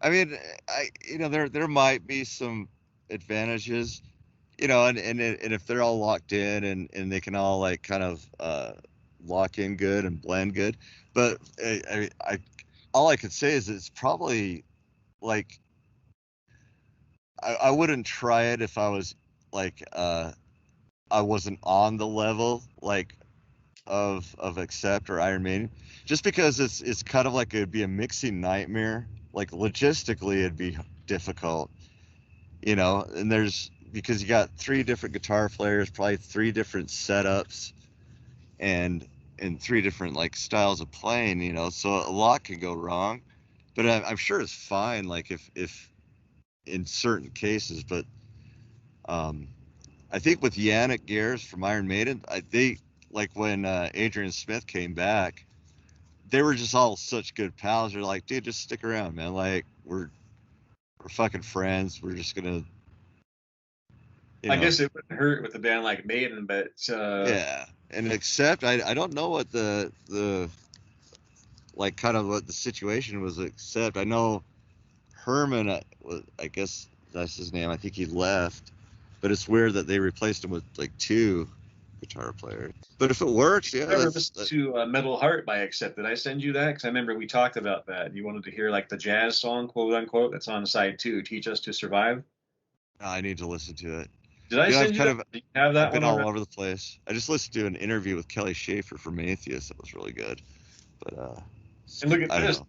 Here's the thing in the news. Mark Torian of Bullet Boys says James Hetfield was a big champion for our band in the 80s. What do you know about that? I don't know a lot. Those Bay Area, I know that back then there was almost like this sort of what was projected from that scene was that, okay, you're the thrash guys and the hair guys were like mortal enemies, so there'd always be kill the posers and shit like that. But I think there was actually a lot of like kind of mutual respect, especially for like Bullet Boys are, they're kind of hair metal, but they're a great like hard rock band. They have some bite to them. They're not as prancy and kind of gussied up as a lot of the other hair metal. And Gary Holt from Exodus, he even admitted, like, dude, we'd say, that we hated all those hair metal bands, but we secretly wanted to play like Warren DeMartini and George Lynch. It's like we love those guitar players, And, well, those guys stand out. And they're like, we were jealous of all the chicks they were getting too, Well, that too, but those guys stand out to me. Warren DeMartini and George Lynch, like, are arguably, I think, more of a presence guitar-wise than that second and third wave of glam and like dirty rock, like LA Guns kind of bands. Like, yeah. Am I wrong for saying that? Or you're a guitarist, no, me, but I don't see. Well, actually, probably I think one of the best like guitar George Lynch's players. solo in the first song on that. What the fuck is that album? Tooth and Nail. The solo on that song, that's great. Yeah. And I'm not the guitar guy. He's kick ass. I would say one of my favorite guitar players came from like a 3rd tier glam metal band, and I've mentioned them before. Shotgun Messiah. Yeah, they came out later. I don't know much about them. Yeah, they came out like even after like LA Guns, but their first 2 albums are fucking classic, like so good, and the guitar playing is so good. I mean, he's up there with like, it's like your Steve Vais, your Joe Satriani's, but it was like sleazy hard rock. So it was like perfect, man. It was so good. Back like he did the first 2 Shotgun Messiah albums, which were just some of the most killer sleazy rock. and then they did an industrial album, and then they disappeared, right? Their Yeah, bass player went on by to play for people to Marilyn listen. Manson and all that. I was told by other people to check out that album, that said industrial album, and I didn't really like it too much. Ah, To be industrial, something totally different than what they did. But yeah, it's funny because you like a band for going industrial, whereas I would hate a band for going glam. yeah, exactly.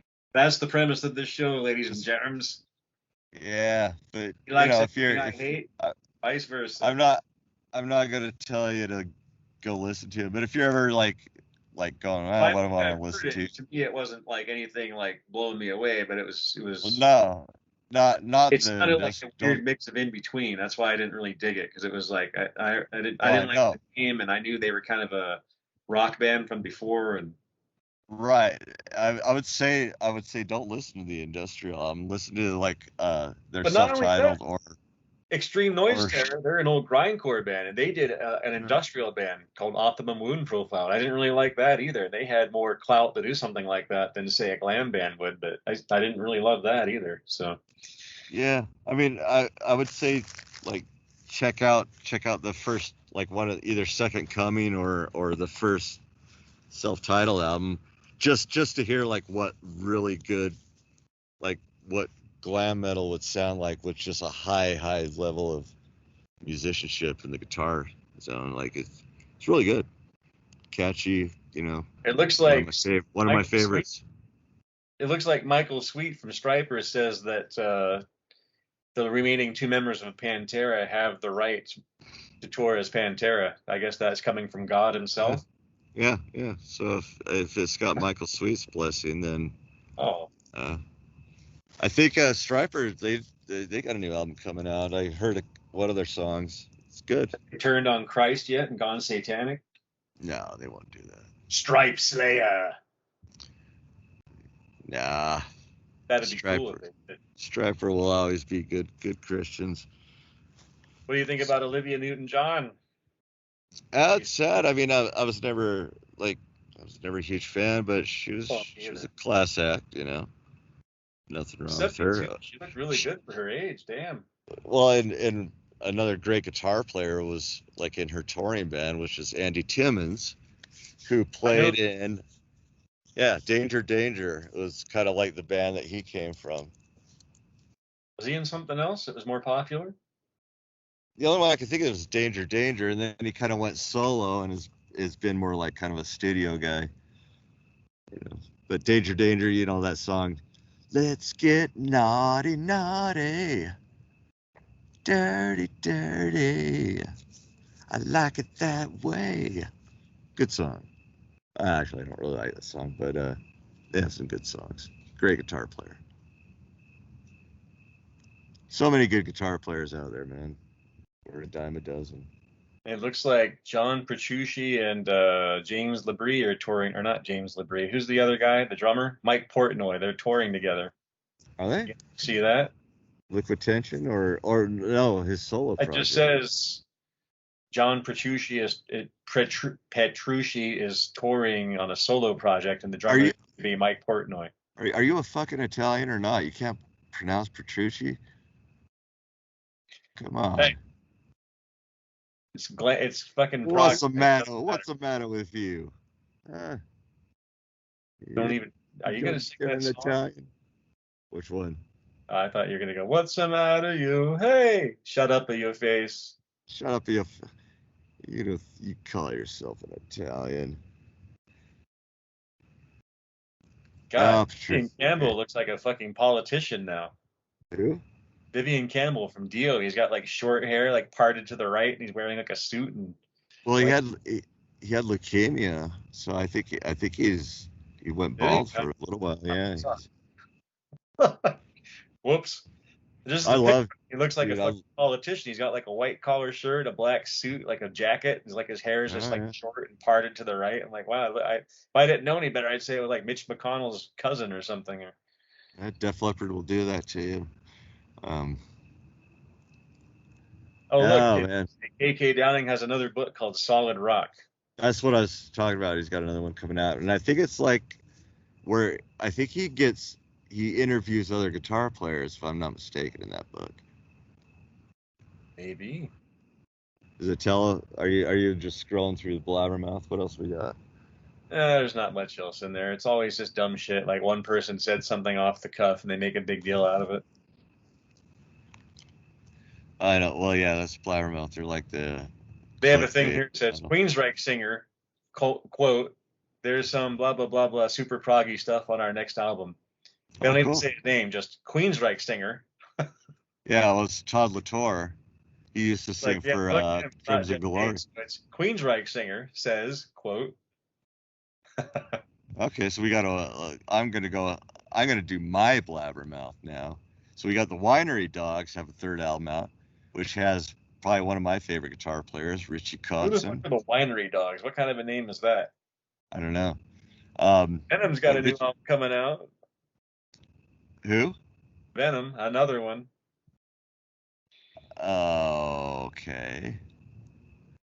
What do you Tommy think? Lee Need part Airbourne? You think they're fake ass posers or what? Or like Steel Panther and bands like that? Okay, Steel Panther. I mean, they're a joke band, right? They're a joke band, but they're not a joke. Like they're great players. Like Russ Parrish is a guitar maybe so. player. I mean, they're not really like real metal guys, are they? They're just like, bro, dude, giving the horns like in a sarcastic way. They're like more cowbell. No, that's the thing with Steel Panther. It's like, okay, they're a comedy act, okay, but they write their own music and they write great music. Like if you put like non-joke lyrics over their songs, they would be fucking great hard rock metal songs. I mean, dude, Russ Parrish, listen, you remember Fight? Yeah. That's the guitar player for Steel Panther, was a guitar player in Fight, Rob Halford's band. His name is Russ Parrish, dude, and he's fucking incredible. He's a great player. Did you know that? I don't know anything about Fight really, and you know more about individual guitarists like from the rock and progressive Yeah, I do. But you do remember when like the first solo album by Rob Halford called Fight, like Into the Pit, just like a really good. I never heard it, but I did tell you that I have the Halford, the band Halford did a live album. They did a lot of Fight songs on there, and those are good on there. Yeah, so yeah. I told you, I said maybe I should go check out Fight because I never actually listened to it because that was coming out at the time when I was deeply absorbed into the swamp of grindcore and death metal. So Rob Halford's solo thing like didn't even register on my radar back then. So. Mm-hmm. Yeah. So Steel Panther they're like legit musicians writing legit songs with comedy lyrics. Like, so I kind of like, to me, like, more power to them because they're wildly successful. Striper's Michael Sweet undergoes third eye surgery. I thought like he has 3 surgeries on his eye, but it's funny because the headline says third eye surgery, like he's getting surgery on his third eye. His chakra has awakened. Yeah, man. He's abandoned Christ and now found Hinduism. Let's see what else we got. Rage cancels their tour. Fuck them. Here's something interesting. Def Leppard's Phil Collins says newer rock bands are lacking star power. They are. You think? Yeah, I mean, to an extent. But nothing really extraordinary by anyone in the band then. Yeah. I mean, I don't know. Like, I think the internet sort of, I think really the problem with there not being any like new superstar rock bands is just because it's saturated. Like, there's just so much out there. I don't know if it'll ever be like another like Motley Crue or Def Leppard, just like something that's like bigger than life. What else we got? Lamb of God, Execrable Filth. I don't know, man. Violence. Kirk Hammett. Let's see. Singer Samson died a while ago. Yeah, I never really heard Samson. That was Bruce Dickinson's old band. See, he talks more about Samson in his fucking biography than he does about Iron Maiden. Look up Thunderstick. when we're off the phone, Google Thunderstick, the drummer of Samson. That's a weird fucking guy. Really fucking nutty. Like, And what was the other band you were saying? Airbourne? yeah, Airbourne and Steel Panther. It's like these two bands that to me are like the metal guys locally here in Salt Lake, where they're just like kind of mocking the whole No, headband, spandex, heavy metal thing. It's like, well, fuck no, you, making fun I of it. no, I think Airbourne. I think they're actually like a legit band, but they're kind of like on that first wave of like, kind of like the first wave of new bands playing throwback kind of metal. Does that make sense? You know how you have like Yeah, that's what I old. mean. Are they legit or are they just kind of Yeah, doing it no, to be they're kind of they're funny? not they're not a comedy band. You know, and they've got a few albums out. I was never a huge fan, but the stuff I have heard was like pretty classic sounding. You know, like that proto metal, you know, early metal sound. You know, so no, they're nothing like Steel Panther. Steel Panther is, you know, they're a total, you know, they admit they're a comedy act, whereas Airborne is an actual band. You know, they're not meant to be necessarily a comedy. I mean, they're Australian, so they have like tongue-in-cheek kind of approach. Striper's Michael Sweet. I don't believe that grunge killed hair metal. No, you did with your religious bullshit. Next, Andy McCoy. Don't care about that. Pat Travers' new album. There you go. I thought Pat Travers died. It says here, Pat Travers announces new album Oh, cool. with a Ronnie Montrose tribute song. Yeah. The guys in the band, what the fuck was that band? It was the local band. I told you I met them when I did that interview for the documentary recently. It was Swider? no, it was the Essex, but there was another band they were in too, but it was Essex and something else. But the guy was telling me he played with Montrose and Sammy Really? Hagar. Like they did a jam thing, and it was like he said it was the most incredible thing he's ever done. And the guy was Yeah. really cool, down to earth, and Sammy Hagar's vocals, like he hasn't changed, lost a trick even now. Ah. That just reminded me of that. Longtime cigarette smoker Todd Latour, i.e., Queensryche singer, explains There you how go. to hit all the high notes in Queensryche songs. Queensryche. He does, dude. He does nail it, man. He's great. He's really good. There we go. Kiss's Paul Stanley once again slams American news channels Oh, I for saw it. poisonous bickering and slanted distortions. Good for you, Yeah, Paul. Fox News is who he must be talking about. Wait, Next, no, don't you mean faux news? F-A-U-X, right? there you go. That's the one. Fuck. You're such a simpleton when it comes to politics. That's why we shouldn't talk politics. I'd have to like, You're the simpleton, pal. I have to go like, You got a hook in your mouth with a big, fat, juicy fake worm on it. And you're just like, I believe everything I eat. shit, dude, you have Tell me no more, idea what I Trump. believe. The way. No, I'm not a Trump fan. I voted for him, but I'm an anarchist. Well, yeah, what better way to get anarchy than to vote for that dumb fuck, bumbling piece of shit? Why not? Why not? Like, what we've been doing so So far. here's another band, Actually. too. Like, remember how we were talking about all these bands who split, like Entombed, Entombed AD, Venom, Venom Inc.? What's this thing with Sepultura? Like, what the fuck are they doing? Like, what happened? What could possibly piss them off that they're like going on like over 20 years now of being split up like from the other dudes? I don't know. Yeah, like Is there really any argument that's worth that?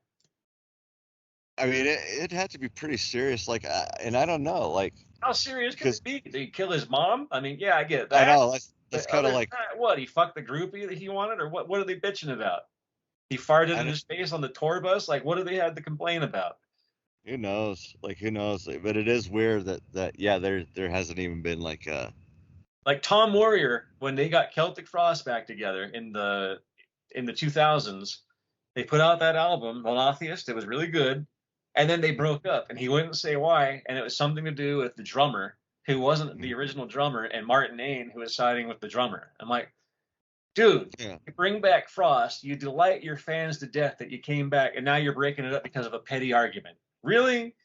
So he does this band Triptychon, and I'm just not as into that one. It's not the same without Martin, and now Martin's dead though, so it doesn't matter. But Yeah, I don't know. bands just stop. And like Kiss with Peter and Ace and Vinnie Vincent, it's like, come on, how long are you gonna drag this out?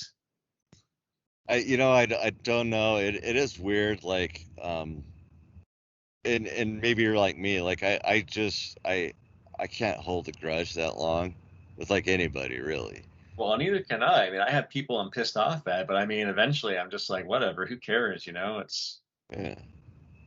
I mean, my girlfriend just broke up. She just cheated on me after 4 years just recently, but I'm not wishing her dead or like, I paid for a fucking cell phone for another month because she has two little boys. I didn't totally cut her off. I'm just not a hateful guy like that. How do you hold a grudge that long over something that can't be that important, really? I mean, and Dave Mustaine and Metallica, same thing. Like I just pulled up and it's like Metallica, and right under that it's a Mustaine article. I'm like, oh yeah, there you go. There's the prime example of what I'm talking about. I don't get it. Like, I don't know. Is it money? I mean, I know that's a big deal for people, but after a certain point that you're rich, how important is that? Yeah, I don't know. At all, really. I mean, I don't know. I don't get it. Yeah, it's. I guess people are just like different that way. Like I don't know. I don't know. But I mean, I was never like a really huge like Sepultura Well, I'm fan. not. I mean, I never liked them, but I was never into them at all. But that's what I'm saying is like I just know that they've had this thing where they've been like split up for some bizarre reason. Like they don't like each other. And like what? How do you do that band all those years and you're bros and all of a sudden you just hate each other? It's like I don't know. If I knew, I would get Max Cavalera and Sepultura back together again. And is it just me, or is Blackie Lawless starting to look like Sigourney Weaver and Glenn Danzig? Like, yeah. Chosen look for like old rock stars. It's hard because as an aging rock star myself, it's hard for me to like be like, oh man, he's really let himself go. I'm also like, well, shit, he's almost 70, you know. You know what's funny is, let me ask you this: do you think Sigourney Weaver is like attractive or reasonably attractive or okay looking for a chick, or at least back then in the 80s when she did Aliens? 100%. Really? Yeah. Okay, at the restaurant, there's a girl. I mean, she's no. She's not like drop dead hot, like holy fuck. But I mean, she's all right for an action movie star, yeah. For totally, yeah. And so there's a girl who comes into the barbecue or used to now. But I told her, like, she looks like Sigourney Weaver, like, completely, like, the same hair, like, the black curly hair from Aliens, everything. The same, like, the cheekbones, the jaw, the little nose, the little pouty mouth that kind of frowns down a little bit. Yeah, kind of the rusty bitch face. She looks like Sigourney Weaver. I told her that. She's like, who's that? I'm like, oh, no, you don't know? You know Aliens? She's like, no. I'm like, Aliens, you know, the monsters, and she kills them, and they're like the black monsters, the slimy, and she's like, no. I'm like, okay, well, fuck. Ghostbusters? No. I'm like, Jesus Christ, what do you watch? Disney? Gorillas in the Mist. I mean, she Googles like Sigourney Weaver. She comes back into the restaurant, tells me off that I'm full of shit, and that lady's ugly, and how could you say that? Walks out, never comes back. That was years ago. I was like, damn, I thought I was being nice because everybody thinks Sigourney Weaver's cool because she's like a kick-ass female lead in an action movie. Like, sorry, fuck. She was like pissed, like everybody saw it happen too at the restaurant. Like, fuck, dude, what did you say to her? I'm like, I said she looked like Sigourney Weaver, and they all laughed at me. Like, she does. Like, what's so bad about that? She's not an ugly woman. Fuck. My favorite actress that I crush on of all time is Edith Bunker. Who? Edith Bunker. No, it is Archie. It's Mike Vincent. Let him in. Drew Barrymore is my favorite. I love her. You know, whatever. Whatever lights your fire. I love her. I would marry Drew Barrymore. But that's neither here nor there. That's right. And this show is neither here nor there. Yeah, it's in the weeds. It is. It's time to end it. Put it out of its Right. You got it. You know what's up, man. Yeah, baby. All right, dude. Glad to see you admit that finally. Yeah, you're totally right. I'm gonna come over there and kill you tonight. That's what I'm gonna do. I'm gonna Yeah. bring you back to life as a Democrat. Don't threaten me with a good I'm gonna time. bring you back to life as Nancy Pelosi. I don't know. I'm I sure. thought silence is I'm sure my karma's bad enough that I'll probably come back as at least a Nancy Pelosi. You'll probably come back as like a black metal musician. Oh yeah. Hell yeah, dude. Oh yeah. I'll be a black metal Ted Nugent. They're too nihilistic over there to engage in eating vagina and such and doing I those. know. Just And go out and sit there grimly. I'll be the guy that breaks that. I'll be the one that be like, I am grim and frostbitten, but I will eat your vagina. Well, what a guy. Mm-hmm. Taking one for the team. Absolutely. Because I'm cult. All right, man. You're necro. I'm necro. All right, pal. All right, brother. Listen to those records so we can have something to talk about next week instead of meandering on Blabbermouth. I like the Blabbermouth, but yeah, we'll talk about something. All right. Mark Hansen. Archie, it's Mark Hansen. Oh my God. Yeah. Right, you see what moved in next door? All right. Bye-bye.